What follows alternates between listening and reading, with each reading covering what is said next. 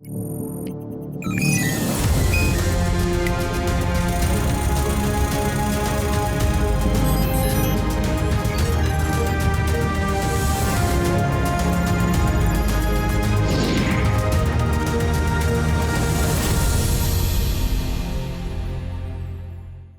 and a very warm welcome to Science Monitor, your weekly update on what's happening in the field of science, technology, research and innovation. I'm Frank Rausen Pereira. Well, from the first geological evidence of a 17th century earthquake in the eastern Himalayas to the winners of the Women Excellence Award 2021, we have lots in store for you today. But first, the headlines. Policies around geospatial data and mapping liberalized. New guidelines on geospatial data to accelerate the goal of self-reliant and digital India. SERB Awards, Women Excellence Award to 4 scientists. India is making various efforts to promote gender equality in STEM to meet the objectives set by International Day of Women and Girls in Science. Indian geologists find first geological evidence of a 17th century earthquake in the eastern Himalayas. The discovery will aid in planning better infrastructure in the region. And we'll take you to the Department of Aerospace Engineering at PEC Chandigarh.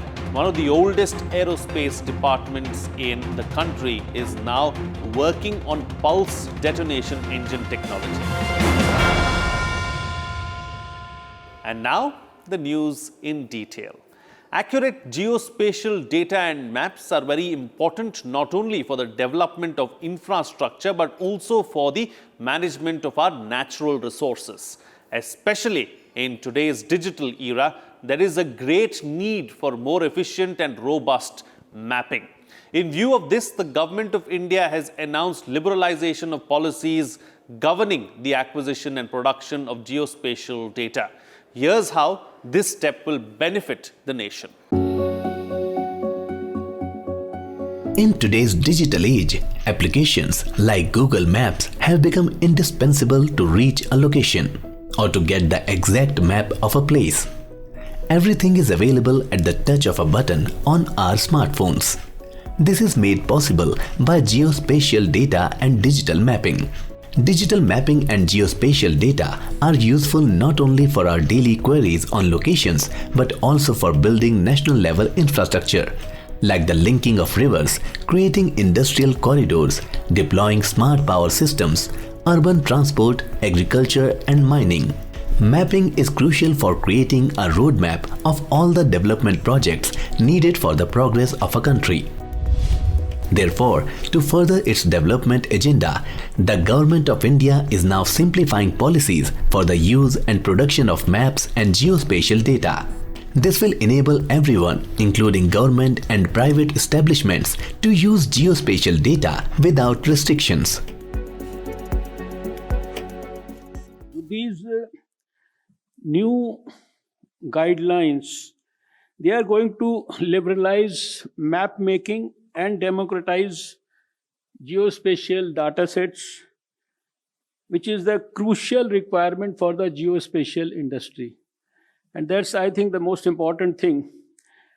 At present, without these guidelines in place, 100 billion positive sectors like farming, mining, urban construction, transportation and delivery, they are all suffering because of the non-availability of high-quality maps, which are critical for these key sectors of the economy. Before this policy revision, the creation of maps and their dissemination required the acquisition of a government license, which involved a complex mechanism. While this information has always been readily available globally, the new policy will now help Indian companies overcome the hurdles for its use in India. Corporations and innovators will now not be subject to restrictions, nor will they require prior approvals to collect, generate, prepare, disseminate, store, publish and update digital geospatial data and maps within the Indian territory. Self-certification will be used to convey adherence to these guidelines. In addition, that this goes a long way in the Atmanirbharta mission in products and services and delivery and infrastructure planning. This is indeed a historical turning point in 250 years history of surveying and mapping using modern tools in India. And this would indeed be something that would create the level playing field both for public and private entities in collecting geospatial data and using it. This is the vision of our Honorable Prime Minister, vision and direction which is removing constraints and removing unnecessary regulations that delay our developmental goals. The liberalization of the geospatial data and mapping policy will give an impetus to Atmanirbhar Bharat. It will also promote the development of Indian geospatial innovations that take advantage of the latest map-making technologies, thereby boosting Digital India. The move is also expected to create substantial advances in mapping, which will help in covering the neglected parts of the country. The new guidelines will also ease life of the ordinary citizens.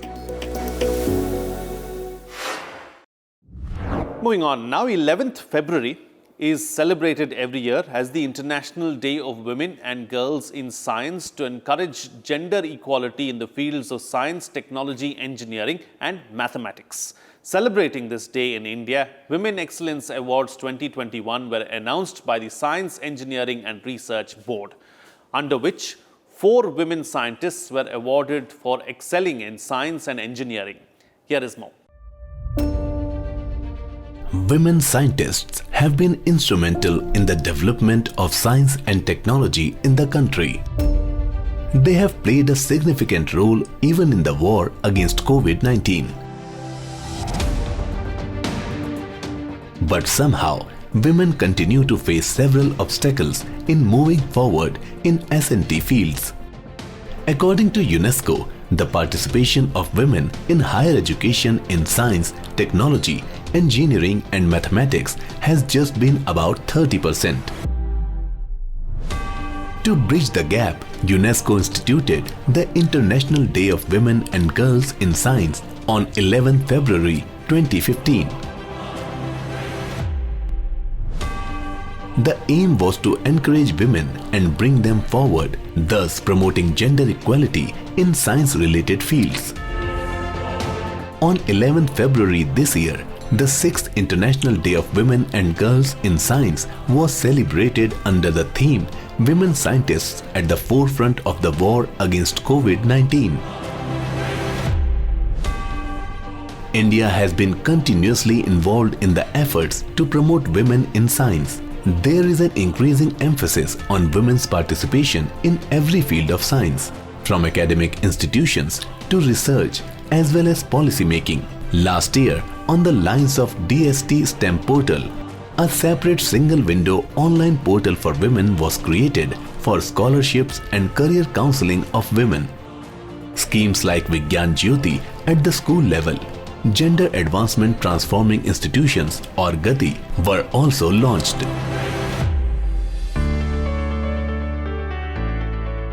Furthering these efforts, the Department of Science and Technology's Science and Engineering Research Board (SERB) announced the Women Excellence Award 2021 on February 11th.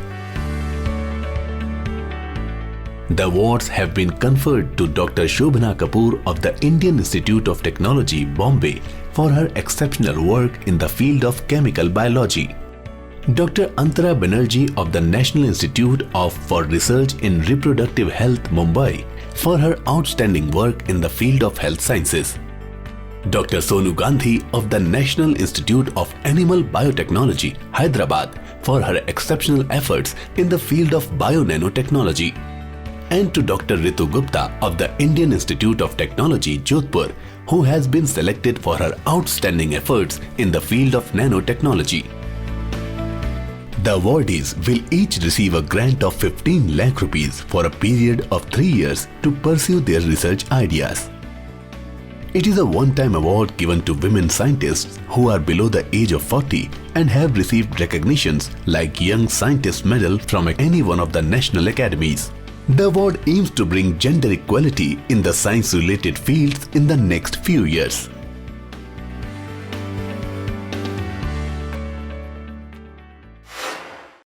Well, in an important development, scientists from the Wadia Institute of Himalayan Geology have found the first geological evidence of a 17th century earthquake that occurred in the eastern Himalayas.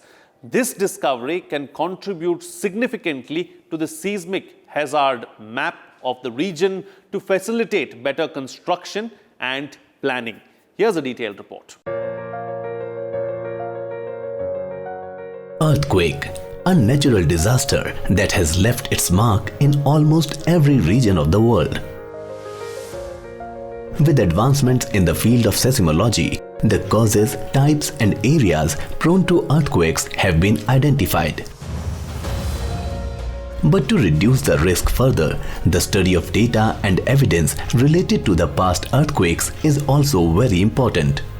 Therefore, geologists around the world are constantly working in this direction.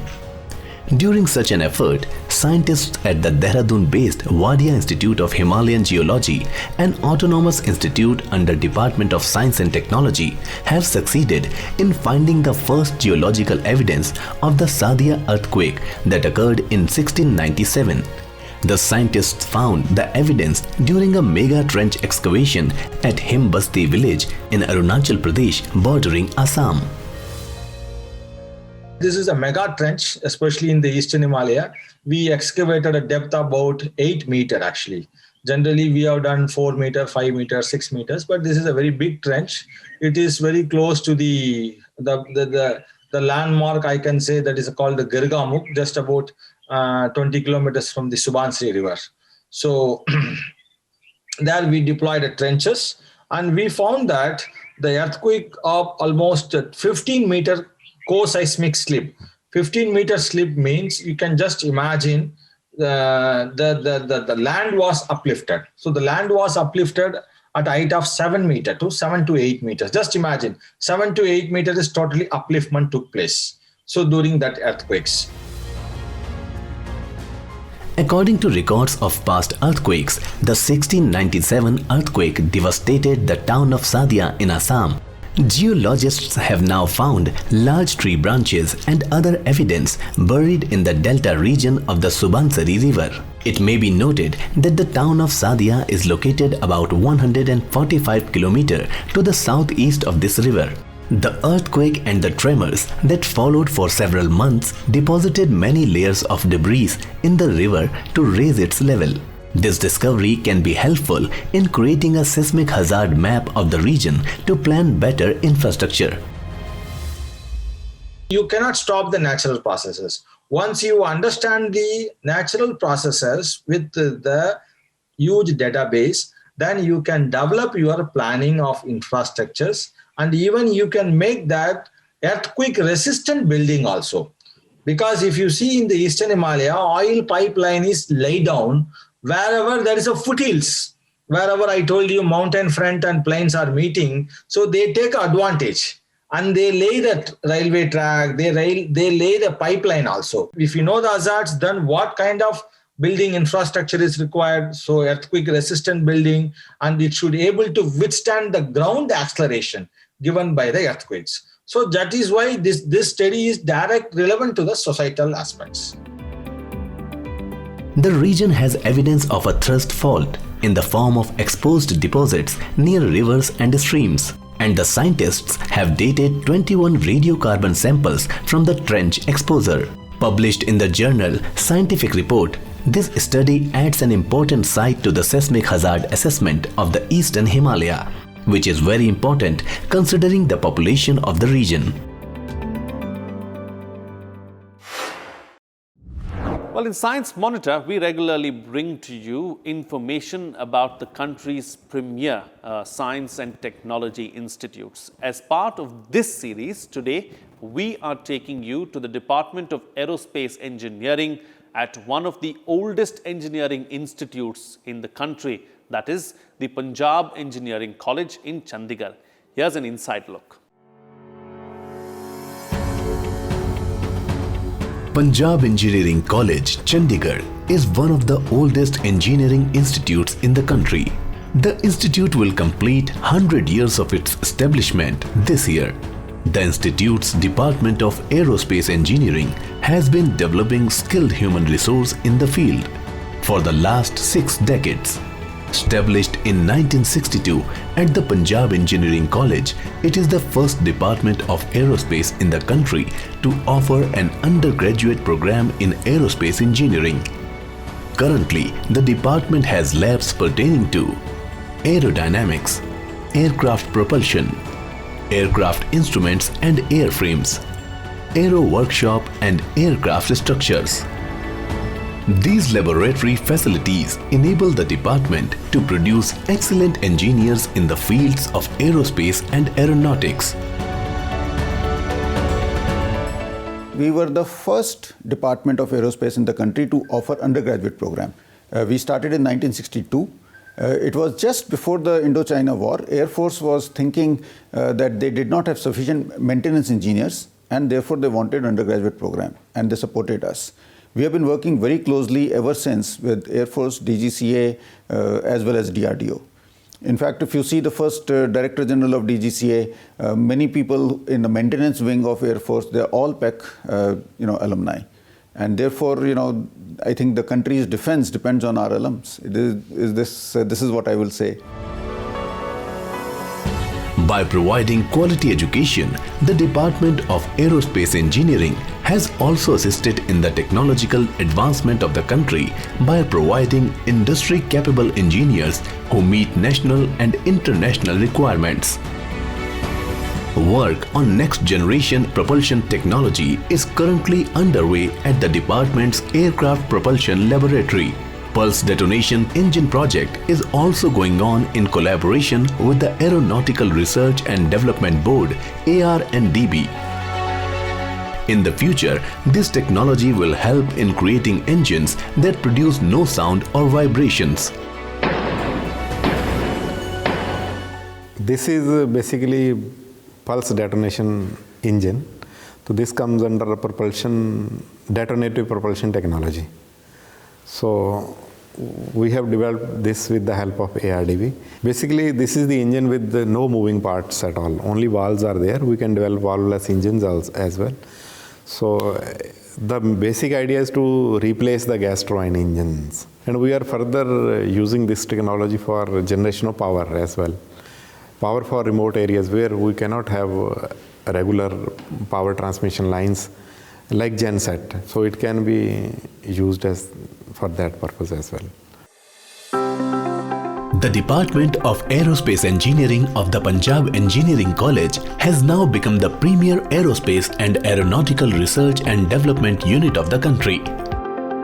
Besides being a stellar educational institution, the department encourages versatility in the students to adapt to the dynamic and fast-moving world, thereby helping India to attain self-reliance in the field of aerospace engineering.